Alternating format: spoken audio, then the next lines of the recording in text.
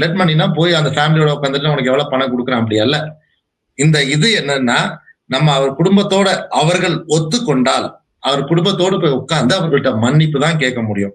இது ஆல்ரெடி நான் 3 டைம் பண்ணியிருக்கிறேன். 2 டைம் அவர் சகோதரோடையும், 1 டைம் அவங்க அப்பாவோடையும் நான் அதை பண்ணியிருக்கேன். இதுதான் உண்மையான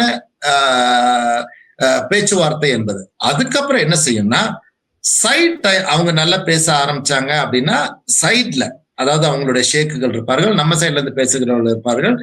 அவங்க தான் பேசி ஒரு முடிவுக்கு வருவாங்க, ஒரு பணம் வரும்.